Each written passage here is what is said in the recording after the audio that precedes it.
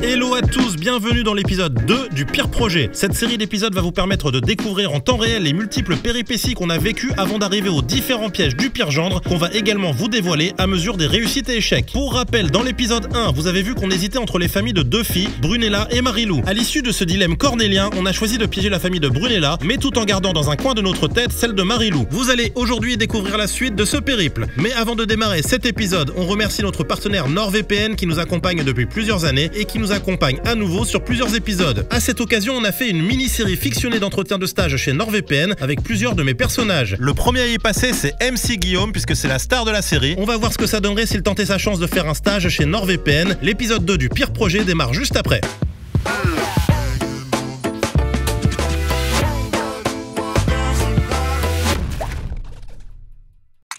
Monsieur Gautry, bonjour. Bon, asseyez-vous.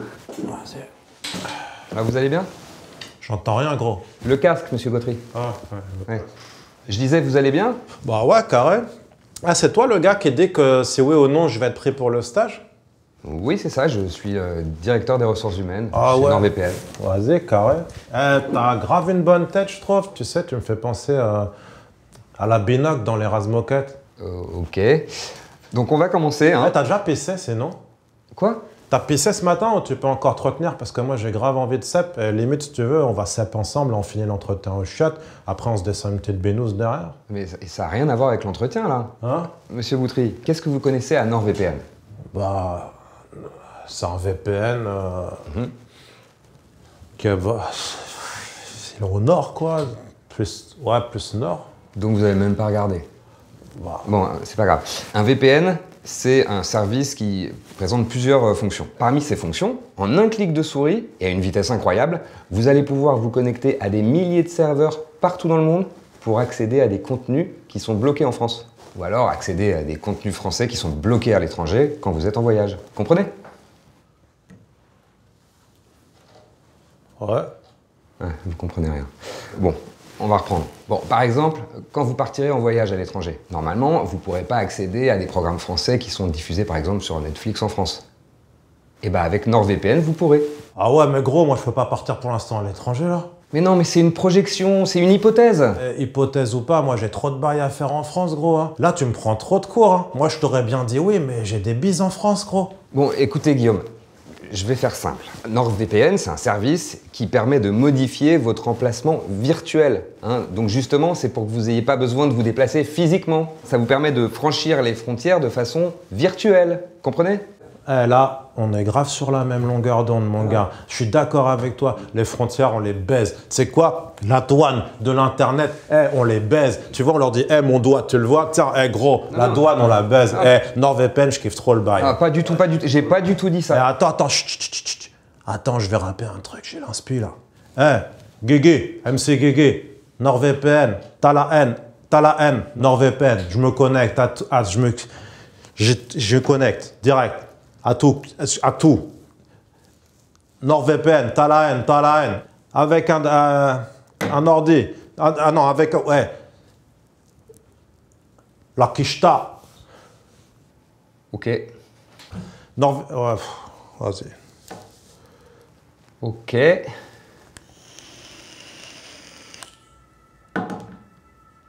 C'est tout? Ouais, c'est tout. J'ai plié le truc, là. Game over. Ouais, game over, ouais. Oui.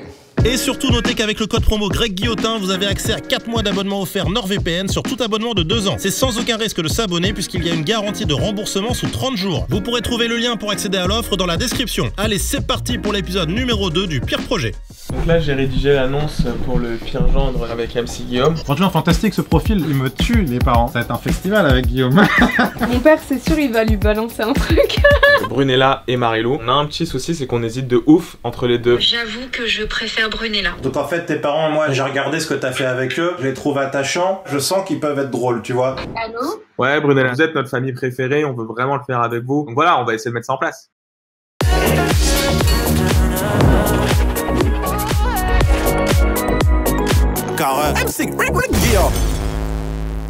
Pour récapituler où on en est dans cette phase de casting, on hésitait entre deux filles qui étaient Brunella et Marilou. Les deux voulaient piéger leurs parents. Au final, on a décidé de partir sur Brunella. On va piéger les parents de Brunella, mais on va dire qu'il y avait encore un doute qui persistait dans notre esprit et qu'on n'avait pas décidé d'évincer totalement Marilou non plus. Je me tâte Dave toujours à fond sur Marilou.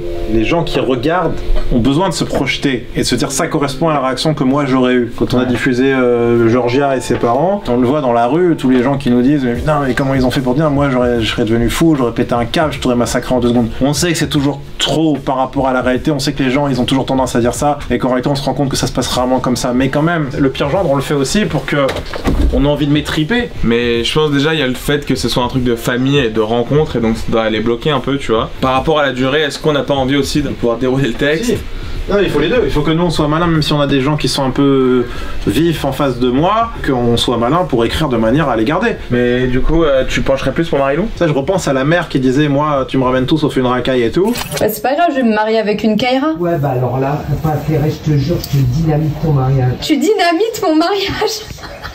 Ouais. Et là, si je parle de cul, de drogue et tout, tu sais que ça va faire qu'un tour dans leur tête, ça va partir tout de suite. Les parents de Brunella, c'est tellement encore un autre profil. On est sûr que je suis pas en danger avec eux. Ce qu'on veut, c'est pas être en danger, mais je prends pas de risque, quoi. T'as ce truc qui est stimulant quand même dans une caméra cachée, de te dire putain, combien de temps il va tenir et est-ce qu'il va s'en manger une avant la fin, tu vois. Brunella, pour moi, si ils sont réactifs, c'est les piégés parfaits.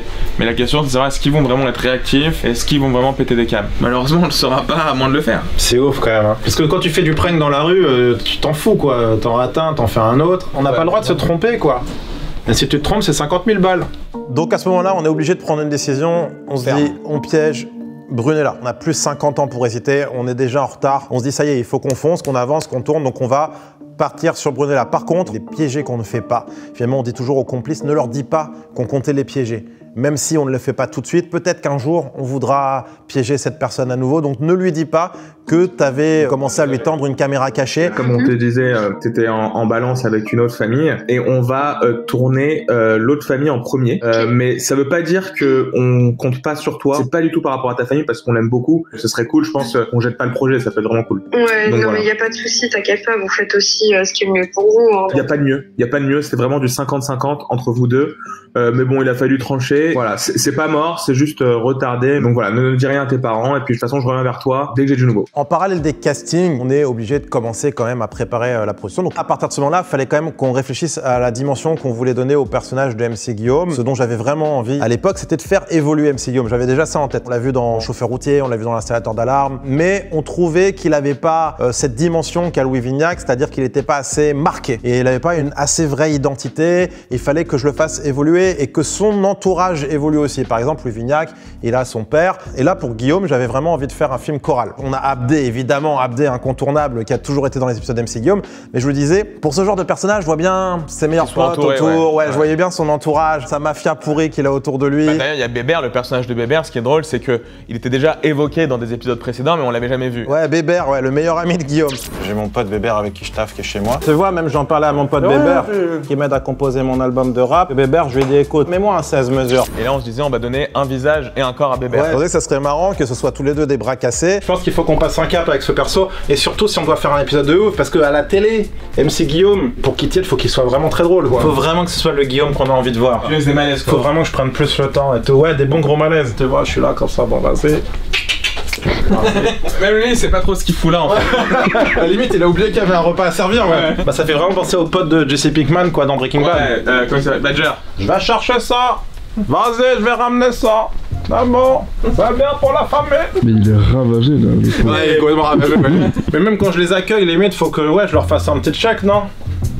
Mais tu sais, tranquille. Ouais, bah, comme avec Ceviche, ça. Faut que Bébert il soit là tout le repas. Pour moi, c'est un tocard, il joue à la play, il rote, il boit pendant qu'on est à la table, quoi. Ouais. Pour moi, il devient un personnage majeur du truc, quoi. Si on le voit, il est torse-poil comme ça, là, sur son canapé, et il boit des bières, on l'entend péter et tout pendant qu'on est en train de parler. Ouais, c'est super. Déjà, t'invites pas tes beaux-parents alors que t'as ton pote qui reste là dans l'appart. Il nous inspire, ce perso. Il nous inspire. Après de longues semaines à rechercher le comédien idéal qui pourra incarner le Bébert de nos rêves, on tombe sur le profil de Ted Etienne. Ouais, il est bien, il est bien. Ouais, regarde. Ah ouais, il est bien, fais voir. C'est quoi son nom? Ted. On a tout de suite très envie de rencontrer Ted, donc on le sollicite pour un petit rendez-vous au bureau. Le personnage qui est le plus marquant pour les gens jusqu'à maintenant dans ce qu'on fait, c'est Louis Vignac. Et on s'est dit, Guillaume, il y a quand même une marge de progression et on voulait en faire un personnage très fort aussi. Même si les gens ont pu voir les épisodes avec MC Guillaume, ils sont plus attachés aux épisodes où il était dedans plutôt qu'à lui-même parce qu'on connaît pas trop l'univers et tout. C'est beaucoup les stages, les gags que je faisais qui ont marqué les gens. Mais ce personnage-là, je pense qu'on peut vachement plus le connaît pas encore assez. Et notamment avec du coup son ami qui serait son compositeur aussi. Pour moi, Bébert, c'est un peu son ami d'enfance. Tu sais, genre s'ils se sont rencontrés au collège, ils ont grandi ensemble. Tu vois, ils sont dans le rap alors qu'ils ont aucune crédibilité dans le rap. C'est son Bébert, il lui fait les morceaux, mais il est moyen, tu vois. Ouais, c'est une équipe de bras cassés un peu quoi. Et donc ce Bébert-là, pour moi, on le verrait vachement exister là, dans cette histoire. Et l'idée après, c'est de faire aussi avec des clips. Le pire stagiaire, on aimerait bien après aussi de voir un Bébert débarquer en plein stage, tu vois.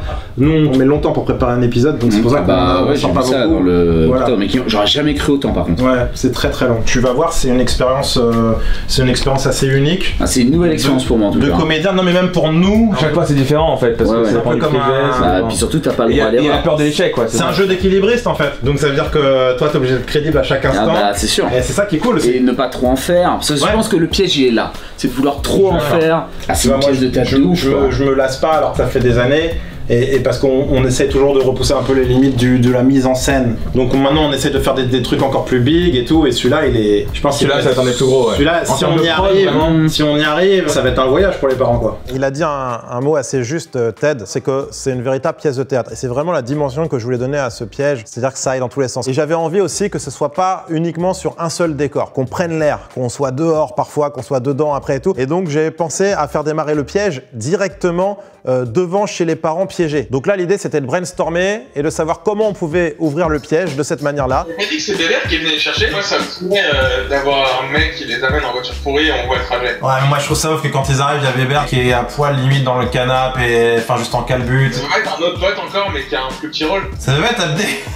Non, Abdé c'est mieux, c'est à la fin, non? Pourquoi on ferait pas une séquence d'arcade? Parce qu'en plus comme ça fait un autre lieu, tu vois. Ça aurait pu apporter un truc un peu nouveau où on sort un peu de ce truc de repas. Oui mais c'est le début. Sinon c'est un Uber. Hein. Le seul truc qu'on pourrait avoir en fait c'est qu'on fasse croire que c'est un Uber. En fait le Uber c'est un comédien et que je l'appelle toutes les 3 minutes pour savoir où ils en sont et lui dire se manier son cul et tout. Parce que si t'as le faux chauffeur, qu'on a des caméras dans la voiture et que je suis là, je l'appelle, je lui fais tu te crouilles ton cul ou quoi? J'ai pas toute ma... Tu sais, qui vient de partir, tu vois. Déjà, ils vont dire, oh putain, c'est quoi ce mec? Tu sais, au début, je sais pas qui je suis sur haut-parleur, je fais alors, ils sont sympas ou pas? Limite, ça pourrait même faire une première occasion de foutre un peu la merde aussi. C'est qu'en fait, il a commandé un taxi où tu payes après la course, tu sais. Et il leur dit, il leur demande de payer du coup à la fin. Tu sais, il dit, du coup, qui est-ce qui règle? Et ils vont dire que c'est Guillaume, puisque Brunel va dire c'est Guillaume. Et là, la mère, elle va dire, du coup, il y a le taxi qui ferait payer. Je fais, vas-y, je verrai plus tard. Tu vois? Et genre, je calcule même pas le chauffeur de taxi qui attend en bas. Ça va déjà les temps que je vais pas payer le taxi. Voilà, là ça rajoute un truc, je trouve. Limite, un truc qui serait ouf, Dave, c'est qu'on ait un flingue qui tire un vrai bruit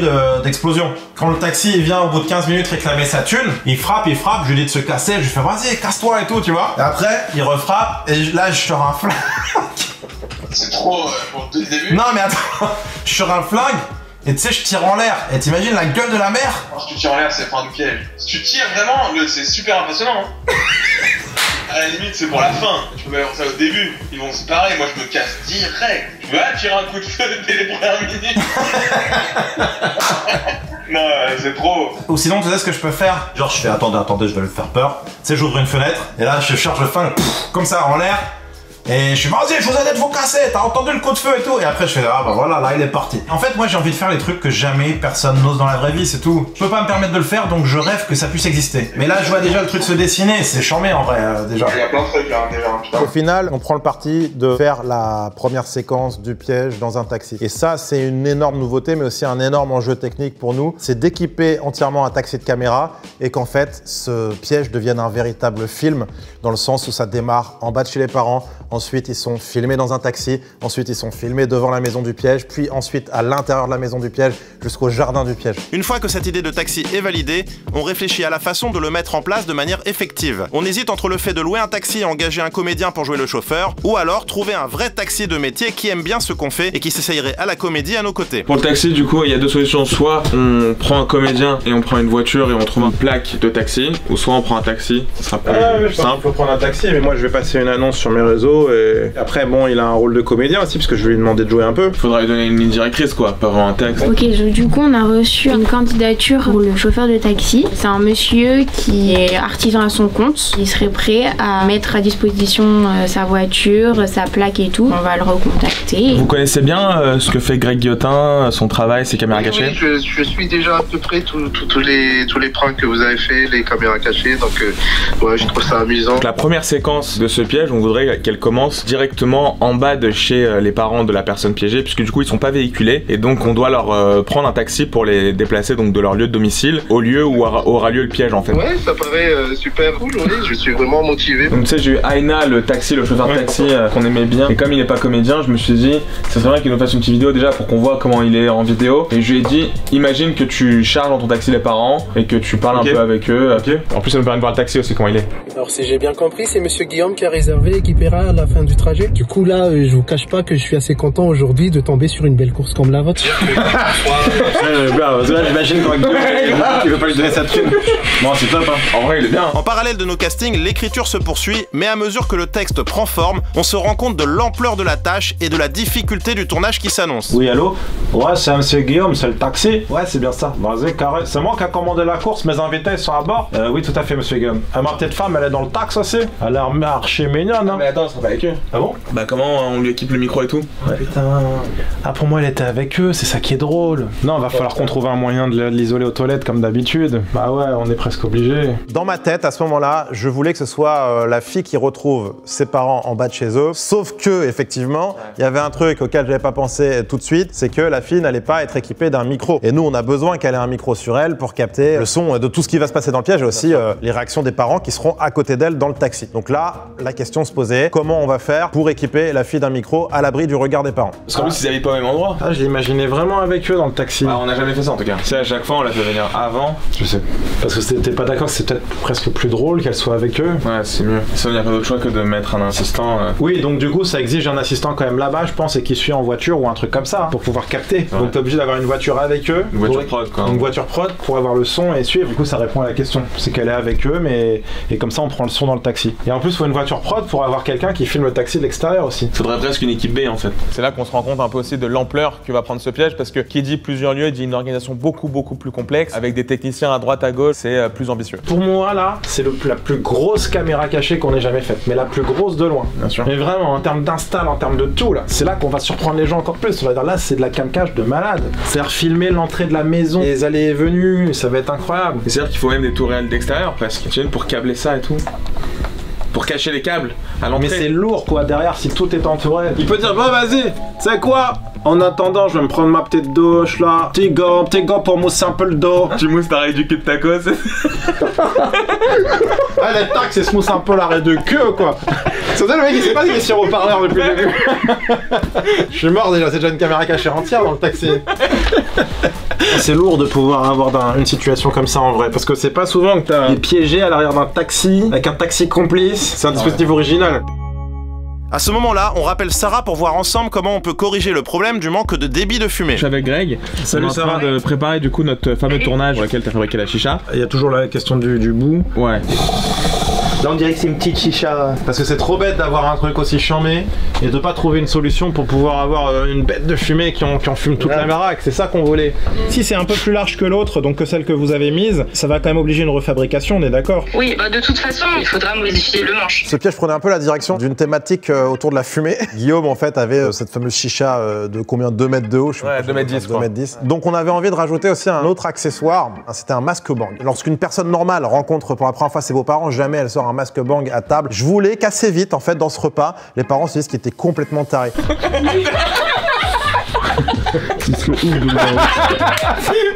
Ah ça me tue. Ah, c'est ça qu'il nous faut direct. Ouais. Non? Ah ouais, c'est super. Oh putain, ça lui en fout dans les yeux et tout, je t'avais dit. It's so good, il dit. It's so good. Regardez tous. Il a crevé.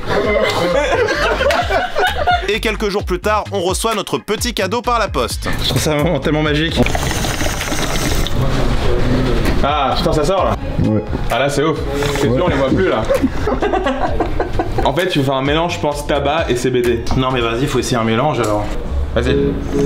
Ouais, tu vois, ça s'embrasse beaucoup vite, voilà. Ah putain, ça y est, ça commence à sortir. Ouais, c'est bon, ça fume là. C'est bien. Vas-y, attends, je te reprends un peu. Je suis en train de crever. C'est horrible. Ah, c'est horrible. Ah, c'est horrible. J'ai la tête qui tourne. Et les parents, ils vont regarder fumer ça. En plus, c'est un côté malsain de ouf. Genre, comment on avec le truc. On voit la fumée dans les yeux? Ouais, bien sûr qu'on voit. C'est un truc de dégénéré. Et du coup, en parallèle du masque bang, on a, comme vous l'avez compris, cherché une nouvelle chicha à intégrer dans le bec de la chicha géante. Donc on s'est mis à chercher la bonne chicha électronique qui envoyait assez de fumée. Ah ouais. Ah, c'est super fort, c'est horreur. Ça te carbonise le gosier le truc. Mais c'est ultra compact, le liquide, regarde, c'est de la lave genre le truc. Ah putain, elle est vénère. Ouais, t'as vu, elle est vénère. Hein, ça fait masse fumée avec le soleil et tout. T'imagines à table là, le cadré là. Mais on le verra même plus en cache. Je te vois pas là. Vas-y, hein. En fait, quand tu le fais, on voit. On est là ou pas? On n'est plus là, on est là. On ne voit plus, on n'est plus là. C'est horrible. Carré.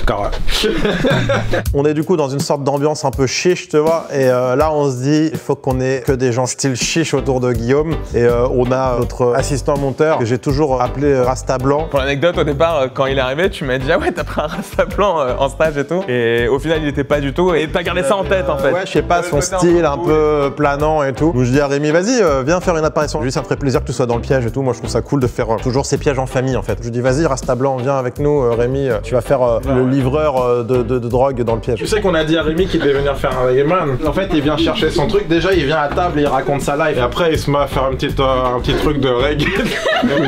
Et moi, je suis là, je m'ambiance et tout. Mais Weber, il peut venir quand même à un moment donné, là et tout. Juste avoir ça, cette séquence où ils assistent à ça et tout. On est là comme ça autour de la table. Et chacun après qui fait un petit freestyle et tout, tu vois. Ça va tuer les gens, ça. Mais du coup, toi, t'es chaud pour faire ça, Rémi? Pour venir faire le Reggaeman? Je suis méga chaud. Enfin, surtout, moi, je trouve que le côté reggae, ça lui donne un côté vieux en fait. Et ça me fait rire. Ouais, c'est vrai. Un côté vieux et fatigué. Oui, ça lui va vachement bien. La nouvelle chicha électronique est validée. Sarah passe donc au bureau pour venir la chercher et la ramener à son atelier afin de retravailler le bec de la chicha géante. Celle-là, elle est vraiment bien.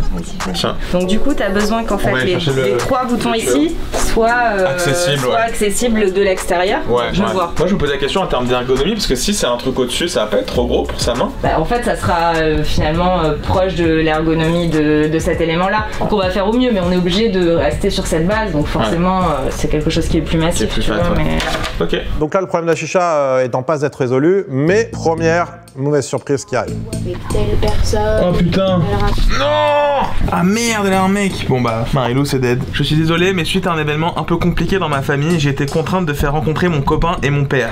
Je pouvais malheureusement pas faire autrement. Je préfère vous prévenir par mesure de précaution à mon plus grand regret. Je ne pourrai plus pranker mes parents. Je suis également désolé si je vous mets dans l'embarras. C'était malheureusement pas une situation où je pouvais mentir à mon père. Là, Marine nous abandonne, donc ça y est, il n'y a plus de filet. On n'a plus le choix, le piège doit impérativement se faire avec Brunella. On doit vraiment veiller à tous les détails pour que ça fonctionne avec Brunella, donc on se coordonne à fond avec elle. Il faut veiller au moindre détail pour que le personnage de Guillaume reste crédible aux yeux des parents et surtout qu'il n'y ait pas des doubles discours. Elle m'a envoyé toutes les infos, je lui ai demandé tout ce que j'avais à savoir sur elle, ce qu'elle avait dit de moi à ses parents. Guillaume Boutry. J'ai jamais rencontré ses parents, il est fils unique, il a déjà eu une relation avant moi. Il a 28 ans. Bon, pourquoi pas, hein. Je dirais peut-être à la limite, en vrai, je dis j'en ai 35 quand on se verra. Elle a dit ça, mais c'est pour pas que vous avez peur, tu vois, mais moi j'ai 35 ans. Ça me fait rire que je suis quasiment aussi vieux qu'eux. Ouais. T'as le permis, mais t'as pas de voiture. Entre temps, tu as perdu ton permis parce que t'es quelqu'un de bordélique. Ça lui ressemble bien, ouais, c'est bien. J'ai 3 tatouages sur le poignet. Y'a pas un délire à faire qu'il aurait tatoué un 4ème? Ah ouais, faut trop qu'on fasse croire qu'elle s'est tatoué un truc avec une grosse faute et tout, qu'on a merdé. Donc là, on a reçu les tatouages pour Greg. On va voir ce que ça donne. Ah, ça rend pas mal, hein. C'est dégueu, mais... Parfait, c'est parfait. Ça, il est horrible. J'espère que ça va faire réaliste. Autre artifice dans ce piège, je voulais une vidéo tournée en amont du piège où on voit la fille qui va piéger ses parents, donc Brunella en l'occurrence, dans un contexte très dangereux. Il y avait 2 vidéos que j'avais envie qu'on montre aux parents le jour du piège. Il y avait une vidéo dans un commissariat. L'idée c'était de faire croire aux parents le jour du piège que leur fille avait été arrêtée par la police en compagnie de son nouveau petit copain pour montrer aussi que Guillaume avait une très mauvaise influence sur elle. Et on devait aussi tourner une 2e vidéo en amont du piège qui était un deal de drogue où on voyait Brunella vendre de la drogue à un un client. Le but c'était de le tourner en mode fausse story. Filmé par le meilleur pote de Guillaume et que Guillaume, le jour du piège, il dit aux parents regardez votre fille dans quel beau drap elle est et tout. Pour la vidéo qu'on fait dans le commissariat, est-ce qu'il y a un profil d'acteur en particulier qu'il faut? Véronique, avec un petit cuir, tu vois. Est-ce que sinon on lui adosse pas Damien Minet? Ouais, parce que je trouve ça peut être drôle avec Damien de se battre quand même, non? Ouais. En plus, il gueule bien à chaque fois et tout. Et pour la vidéo de la planque là? La vidéo de la planque, il nous faut Brunella en train de vendre la cam à quelqu'un, quoi. Tu vois, toi, Guillaume, tu peux même être assis là. C'est comme un dealer un peu qui attend. Ouais. Ça fait très repère ici. Ouais. Je vois pas des sirènes qui passent. T'as vu, ça coûterait. Et Abdé, il va se ramener normalement. Il va venir avec nous. Bon, vas-y, on s'en fout de ta vie en fait. On n'est pas là pour faire la causette. Il faut y aller, merci, c'est bon. C'est bon. Ça semble pas mal. C'est bien, on dirait vraiment qu'on est en planque. On dirait une cité en fait. Ouais. Donc jeudi, on va mettre en scène un commissariat à côté et donc faire des fausses stories, c'est Snap, Insta et tout. Et on va montrer aux parents que leur fille, elle a été embrigadée dans un truc qui mêle la police, la justice et tout. Connaissant les parents, mais ils vont monter dans les tours en 2 secondes, je pense. Ouais. Ça va partir. À un moment donné, je commence à faire un petit massage à la mère et tout. Le père, c'est là qui peut. Ouais, tu vas aller les pousser là-dessus. Bah ouais, sans être trop agressif, mais tu vois, à un moment donné, ah là, vas-y, on se détend et tout. Et tu vois, et je pense que le père, que je touche même sa femme et tout. Donc il y a un truc un peu rigolo de faire comprendre que la mère me plaît bien aussi, quoi. Mais là, tu touches la fille, la mère. Oh. Du coup, ça va bien à ce tocard, tu vois, d'avoir été déniché la première petite gamine. Le mec le plus dingue, quoi. Ouais. Il a toutes les tares, t'as tout, tu les enchaînes une par une et tu vas tout leur donner. Oh non. Oh. Tu m'as fait la dégaine, les jambes, le truc, Mais en même temps, j'étais habillé plus normalement qu'en Guillaume parce que je voulais pas que ça soit trop too much pour l'instant et qu'ils aient trop de doutes. C'est le cauchemar. Tout ce que vous me dites, c'est un cauchemar. Il y aura sûrement un mec qui fera le gay à l'entrée dès qu'ils arrivent pour en talkie-walkie relié à Guillaume pour demander s'il va s'entrer. Ben, un petit fragile, pas du tout, un mec qui fait peur. Tu vois, c'est la bande de Guillaume. Ouais, c'est ça. Ils vont se demander où ils sont tombés. Je pense qu'il faut qu'ils s'inquiètent assez vite et pour ça, à mon avis, contrairement à d'habitude où on dit à la fin que la fille est enceinte, je pense qu'il faut leur annoncer assez tôt dans le repas. Ils vont se dire là, elle est enceinte de ce gars. Vous avez dit quoi? Ça fait trop plaisir d'avoir un petit tête sorti de mes boules, c'est ça? Oui. Le défi est donc maintenant de reconstituer un faux commissariat avec 2 bouts de ficelle et les moyens du bord et que ça fasse la blague dans la story. J'ai imprimé des affiches pour qu'on reproduise un petit commissariat là-bas. On va prendre des bibliothèques, on va mettre des dossiers, on va mettre des cartes postales, on va mettre une carte de Paris, tu sais, des trucs comme ça. Et donc on aura Damien Minet et Véronique Berthoud, 2 comédiens avec qui on travaille souvent, qui vont camper le rôle des 2 flics, tu vois. Ici, c'est commissariat, ici, c'est TPMP, tu vois. Il faut rester ici. T'es pas trop stressé de piéger tes parents, ça va? Non, en fait ça va, mais c'est plus le fait de se dire on sait pas comment ça va se passer en fait. Ouais. Parce que dans ta tête tu peux t'imaginer plein de réactions différentes, mais le jour même ça se trouve ça sera pas ça du tout. Tu penses que c'est quoi les sujets qui pourraient le plus les faire vriller? La drogue déjà. Ma mère, si elle apprend ça, je suis morte. Parce qu'elle en parle beaucoup à mon petit frère, parce que lui c'est un garçon du coup, et c'est plus les garçons qui sont dans ça. C'est pour ça que c'est drôle, parce que je me dis elle s'y attend pas du tout.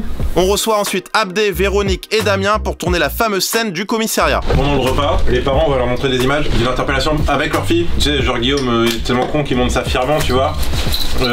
Les chauffourées qu'il y a eu au commissariat, on est face à vous deux, donc Damien et toi. Et en gros, le ton il va monter. Il y aura Brunella dans le commissariat avec nous, tu vois. Et donc ils vont commencer à flipper de ouf. En vrai, vous êtes 4. Arrêtez, mais il y en a un qui parle pas. Ouais, c'est ça. Ah oui, d'accord. C'est le 4e, c'est l'angle de caméra. Il y a peut-être un moment où tu peux dire s'il vous plaît, juste appelez pas mes parents et tout, ils vont être fous furieux. Ça fait la 3e fois qu'on vous chope, là cette fois on est allé chez vous. Tu veux pas mettre un pull par-dessus qu'on voit juste un peu comme si tu filmais en caméra cachée? Vas-y, Cascar.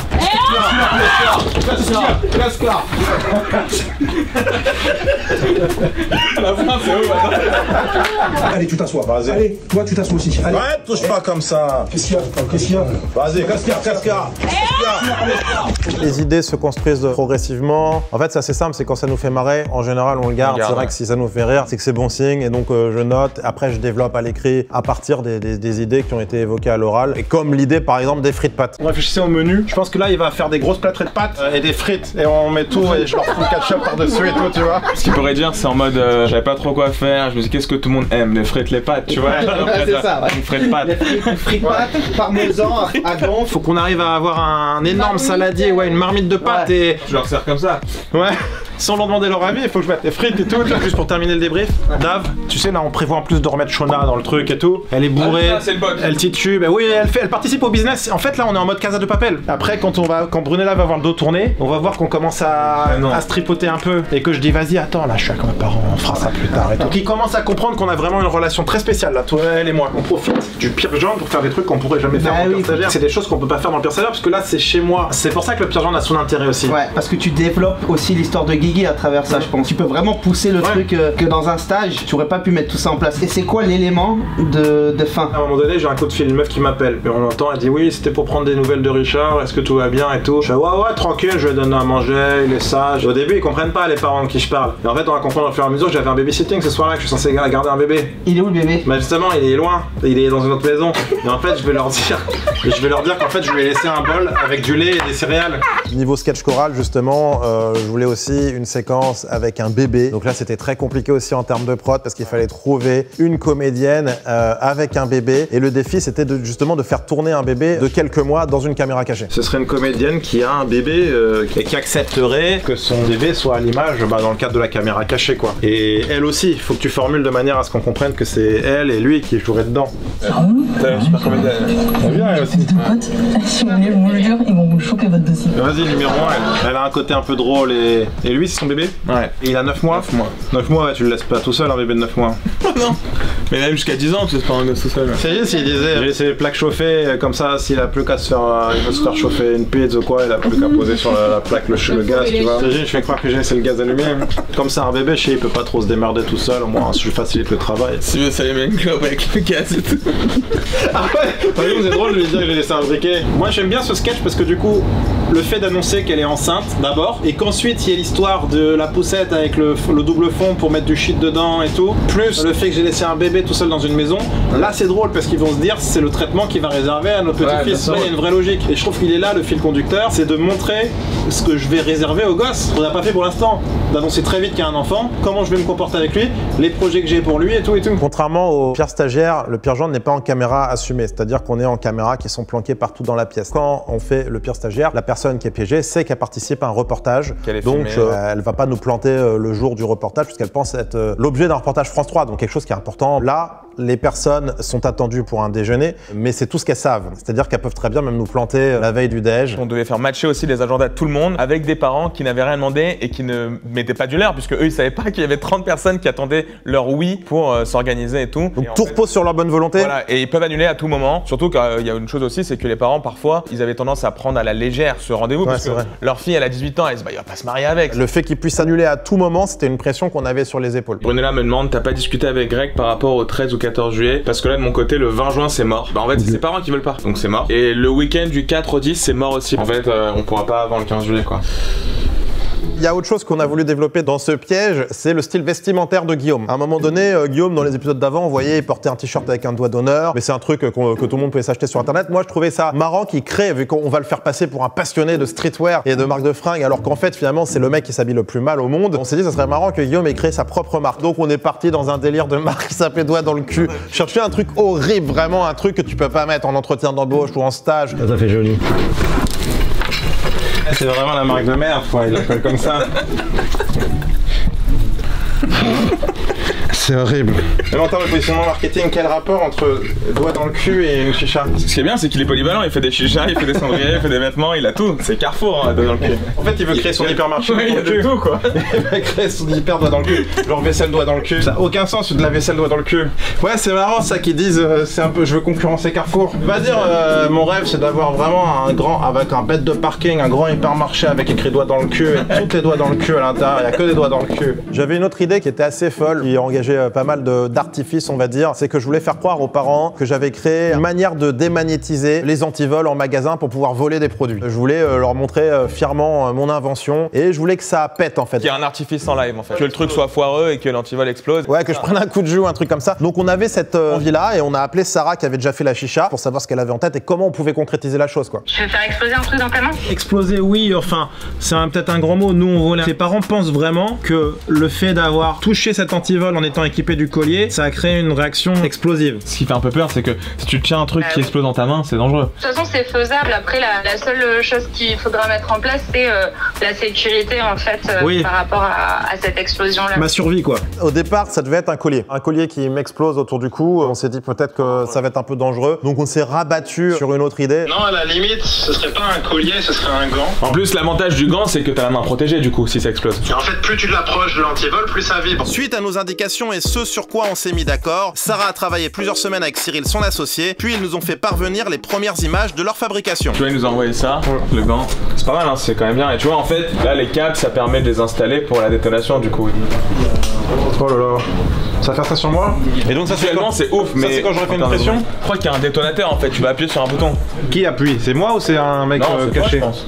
C'est moi qui appuie. Ce truc qui pète là, ça veut dire que si je le rate entre guillemets une fois, après je peux pas le refaire. C'est une recharge à chaque fois quoi. Non, ouais, c'est une recharge. Je serais bien dans la vraie vie. Mais d'accord, c'est pas. Je vais pas me prendre un vrai coup de jus là. On est dans les normes, c'est-à-dire qu'il n'y a rien au-dessus de 12 volts sur ton corps. D'accord. Ok, bah merci beaucoup Cyril. Il y avait une problématique avec cet épisode, c'est que faire du MC Guillaume implique un peu de vulgarité nécessairement, puisque c'est un personnage qui se la joue très street, très ghetto, machin, qui forcément baigne dans l'univers de la drogue, du sexe et tout. Un peu bas de plafond aussi. Un peu bas de plafond, très bas de plafond. Et en même temps, on voulait faire attention à ne pas être trop vulgaire, parce qu'on doit aussi plaire au grand public. On a la chance quand même, et je pense que c'est une de nos forces, d'avoir un public très large en termes d'âge. Donc nous, c'est toujours intéressant pour nous d'essayer de plaire à tout le monde et de pas avoir des gens qui soient heurtés. On avait un débat avec Dave de savoir si on allait être trop gratuit, trop vulgaire. Alors, la dernière saison du Pire Stagiaire, entre le médecin où on avait le caca sur le bureau. Est-ce que tu peux me passer juste une pipette? On va analyser les selles. Tu enlèves ta merde là. On a eu pas mal de retours, genre, bah dis Dave, toi, les retours que tu lisais beaucoup. J'adore le Pire Stagiaire et tout, mais c'est dommage, il y a certaines parties que je dois passer parce que les voir avec mes parents, c'est gênant. En gros, c'est un programme familial, mais il y a quelques trucs qui débordent et certaines personnes sont un peu mal à l'aise de voir ça en famille. Alors que c'est con parce que le programme est familial. Dès qu'on a commencé à écrire, on s'est dit, bon allez, cette saison, on est moins vulgaire. On m'a mis des bâtons dans les roues, on m'a dit Guillaume à genoux, on m'a tapé du poing sur l'épaule, on m'a dit que... Non, moi j'ai dit, je suis pas un gogol, mais tel esprit qui croit y prendre. Ok, alors maintenant ouvrez tous vos trous de balles. Tu vois, genre un truc comme ça, non? Putain, mais ouais, ça n'a aucun sens quoi. Et après là, il dit des pompiers dans le cul. Hein. Ouais, c'est pas bien, non? Mais c'est bien en fait, c'est à chaque fois quand il a la rage, il dit n'importe quoi quoi. Moi je pense qu'il faut qu'il aille vite droit au but. Hein. Doigt dans le cul! Doigt dans le cul! Doigt dans le cul! Doigt dans le cul! Doigt dans le cul! Doigt dans le cul! On est moins vulgaire. Il y a un moment où t'étais vraiment en voix de tête et je pense que ça peut être intéressant de garder ça. Dans le cul, ouais. Bon là, clairement, on voit contre ce qu'on voulait et puis... C'est vrai, il faut reconnaître que je crois qu'on a été dans la vulgarité à fond. En parlant de vulgarité, on s'est dit, tiens, Guillaume, est-ce que doigt dans le cul, ce serait pas vraiment son étendard, en fait, ce soit son hymne à la vie, et donc il ferait ses produits dérivés comme un vrai businessman, mais il y aurait aussi sa musique, doigt dans le cul. Donc on a enregistré ce morceau comme vous l'avez vu. À l'arrache. À l'arrache, toujours made in Guillaume. Et après, l'idée, bah, c'était de le mettre en musique. Donc la Dave me fait écouter sa trouvaille. Les flecs, doigt dans le cul. Les volets, doigt dans le cul. Les desserts, doigt dans le cul. Les chauffeurs de presse, doigt dans le cul. Mais on laisse comme ça, totalement pas synchronisé avec la musique. On dirait vraiment qu'il y a un mec qui gueule et musique dessus quoi. On dirait plus que c'est un son pris dans la foule d'un festival qu'un mec. Tu vois ce que je veux dire? On dirait qu'il y a une musique et il y a un mec qui gueule sur une musique. Non, j'avoue, c'est trop bordélique. En plus, on entend un mec chanter derrière. Par contre, tu tiens vraiment un truc intéressant de que ce soit inaudible, que ce soit vraiment le morceau inaudible pour un repas de famille. Ouais. Doigt dans le cul! Doigt dans le cul! Doigt dans le cul! Correct. Doigt dans le cul! Doigt dans le cul! Doigt dans le cul! Moi je pense pour le piège, il faut d'abord le faire écouter une première fois, qu'il trouve que c'est de la merde de ouf, et qu'après je suis désolé, je vais demander, on va danser un peu et tout, parce que là tu vois, et après vous venez, on la met une deuxième fois et on danse. Ce moment il va être incroyable, s'ils y croient vraiment, et que t'as les deux parents comme ça va être incroyable. Le processus d'écriture continue, je me casse la tête sur les idées, et là j'ai l'envie de faire une histoire de vol de scooter d'un livreur de pizza. Tu sais quand Brunella me dit t'as pas autre chose qu'une pizza froide? Et c'est là que j'ai le déclic de commander des pizzas. Il y a un truc qui me tuerait, et qu'en fait après bébé il rentre le scooter. On le voit rentrer le scooter du Pizza Yolo dans la maison et qui dit regarde. En gros, il a raquetté le Ouais, mais sans que le pizzaiolo le voit, faudrait qu'on trouve une manière pour que le pizzaiolo il avait le dos tourné. C'est un truc qui... Et donc tu vois, juste le fait de voir bébé ramener dans la maison le scout du pizzaiolo, mais c'est-à-dire tout ce qu'il voit, il le vole quoi. C'est vraiment l'épisode de tous les délits quoi. Donc ça plante vraiment le personnage. Et surtout, ça fait vraiment les vols de mobilettes, ça fait vraiment les petits cons quoi. Bah vas-y, j'écris tout ça. Hein. Putain, à chaque fois j'ai une idée, ça part sur 300 lignes. Chaque idée c'est 3 pages. En fait, l'écriture du texte c'est une chose, mais après je retouche toujours, mais énormément, pour arriver à ce que tout soit pas concentré au même endroit, à ce que tout se déroule d'une manière cohérente, fluide. On appelle Brunella là. Parce qu'elle va nous parler. Tu pourrais faire ça, ouais. Ouais, Brunella, ça va? Oui, ça va. Est-ce que c'est possible que je vous rappelle dans même pas 2 minutes? Ouais, pas de soucis. Vas-y, rappelle-moi. Vas-y, à toi. C'est bien là le bruit. Dès que je la regarde, je vais. C'est trop un truc de rappeur ça. Mais je me disais, peut-être c'est un truc, il faut pas qu'il l'ait déjà fait à Brunella. Faut que je lui dise, eh breu, j'ai pensé à un truc. Tu sais, toi, ton nom c'est Brunella, ça commence par breu, et souvent les rappeurs ils font brrr, tu sais, des trucs comme ça. Brrr, et moi, mon nom de code ce sera ça maintenant. Dès que je vais faire un morceau de rap et tout, je fais brrr, tu vois, et après je fais brrr, tu vois, je commence à le faire. Après, brrr, brrr, tu vois, et je me lève et je commence à faire des brrr, brrr, brrr. Ce serait pas hilarant que tu casses un meuble, genre. Non, toi tu penses que genre, et tu défonces un meuble.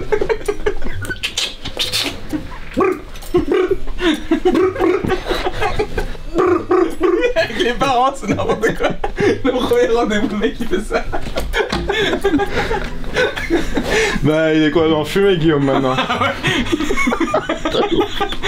c'est bien, je les pointe un bout portant et tout. Ouais. Surtout, c'est dingue.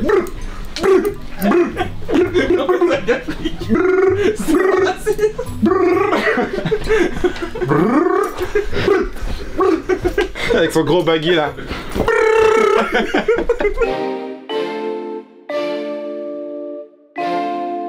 La prépa du tournage se poursuit, mais un événement important pour nous se produit. On quitte notre petit bureau bordélique qui a abrité tant de moments de création ces 4 dernières années pour déménager dans un bureau plus grand. Alors avant cela, on va quand même passer par un petit bureau provisoire. En fait, j'ai une liste d'actions, tu vois. Faux papier pour aller au Congo, vidéo de Comico et vidéo de la planque à montrer, le gant électronique pour pas se faire attraper quand tu passes en caisse, aller habiller dans la piscine, tatouage sur Brunella, le Rasta Rémi. Et en fait, chaque action, j'essaie de l'intégrer dans le dialogue. Puis j'écris des pages de dialogue et puis je me fais putain, il y a cette action-ci. Et du coup, je la remonte au milieu et ça fait encore des plus gros pavés et tout. Et le questionnement qu'on avait, se trouve électrocuté avec un gant qui soi-disant annule les trucs, machin. Cette action-là est très cartoon. Autant les trucs de drogue et tout, bon, on risque pas grand-chose puisque c'est du dialogue. Du coup, je disais à Dave hier, mais moi je sais pas si je la maintiens parce que j'ai peur du côté too much, quoi. Tu vois, on touche un peu à la comédie fiction. T'en penses quoi, Rémi? Tu vois, ça peut le faire? En termes de crédibilité, je sais pas, mais c'est vrai que ça donne lieu à une scène qui peut être folle, quoi. Moi, ce qui me rassure toujours dans le pire genre, et comme dans les pires stagiaires d'ailleurs, c'est que c'est tellement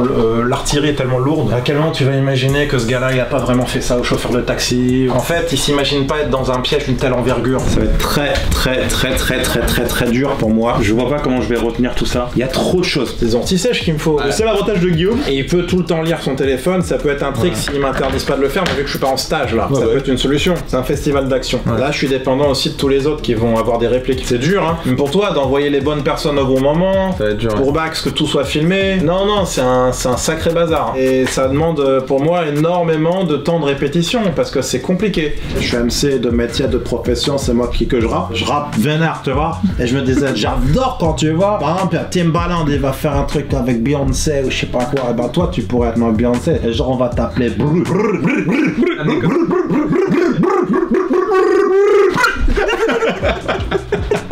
mais on est des gosses, ça fait un mois qu'on s'amuse avec ça. Tu sais, on fait l'amour et tout. Là, il y a votre fille et tout. Je suis là, je fais.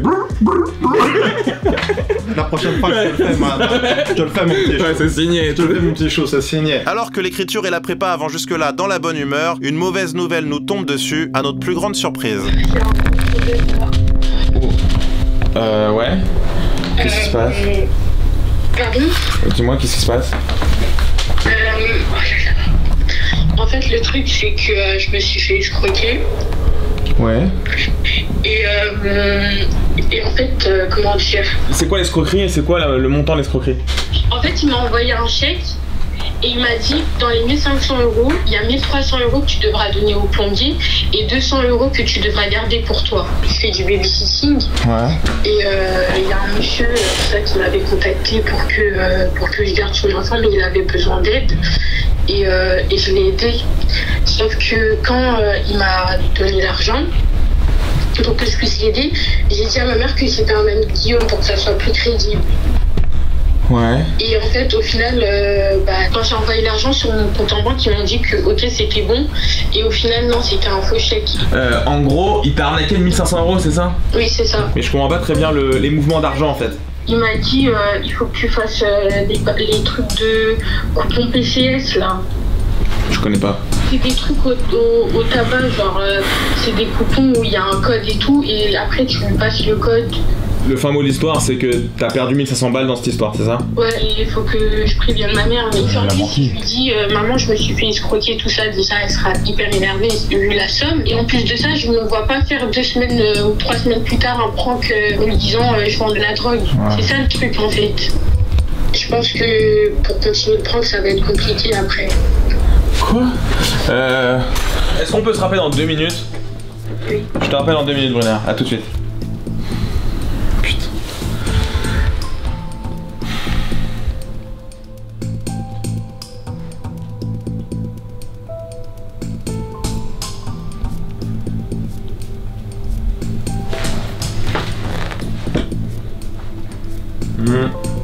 Bienvenue dans le monde de la caméra cachée. Je pourrais pas continuer malheureusement. On a signé un contrat comme quoi on livre le 30 juin. Tout le monde me dit RIP Greg Guillotin. Il faut qu'on reposte un casting africain. N'oubliez pas vos cassettes. Je veux te foutre le cas.